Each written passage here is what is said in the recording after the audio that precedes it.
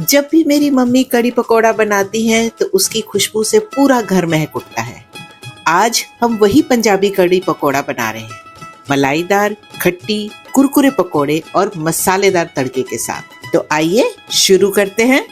एक गहरे भारी तले के बर्तन में खट्टी दही, बेसन, पानी, नमक, हल्दी, लाल मिर्च पाउडर, धनिया पाउडर, मेथी दाना, अदरक और कटी हुई हरी मिर्च डालकर अच्छे से मिक्स कर लें। अगर आप ताज़ी दही का इस्तेमाल कर रहे हैं तो खटास के लिए कुछ घंटे कमरे के तापमान पर छोड़कर फिर उसे यूज करें। अब बर्तन को तेज आंच पर रखें और लगातार चलाते हुए एक उबाल आने तक पका लें। फिर आंच को धीमी कर लें और उसे 30 से 40 मिनट तक बीच बीच में हिलाते हुए पकने दें। ध्यान रखें कड़ी का टेक्सचर न ज्यादा गाढ़ा हो और न ज्यादा पतला, क्योंकि ठंडी होने पर कड़ी गाढ़ी हो जाती है।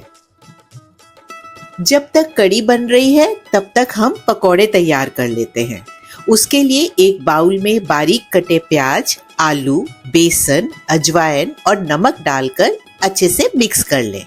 जरूरत हो तो थोड़ा सा पानी डालें ताकि बैटर अच्छे से मिक्स हो जाए।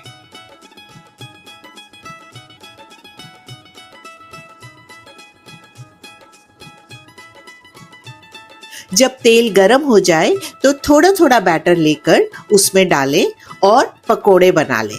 सुनहरा और क्रिस्पी होने पर उनको बाहर निकालकर पेपर टॉवल पर डाल लें। पकोड़े बाहर से क्रिस्पी और अंदर से सॉफ्ट बनेंगे। अब पकोड़ों को कढ़ी में डालें, फिर कसूरी मेथी डालकर 2-3 मिनट तक पकाएं और गैस को बंद कर दें।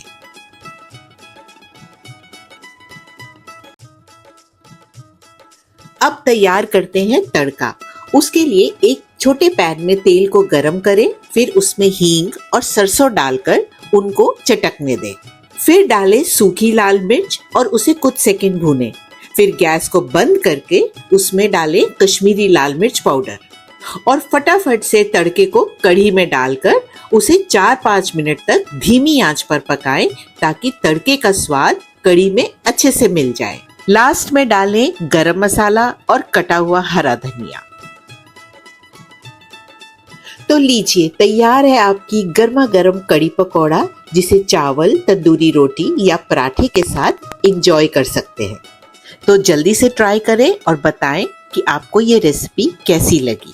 अगर आपको मेरी ये रेसिपी पसंद आई हो तो मेरे चैनल को फॉलो और सब्सक्राइब करना ना भूलें।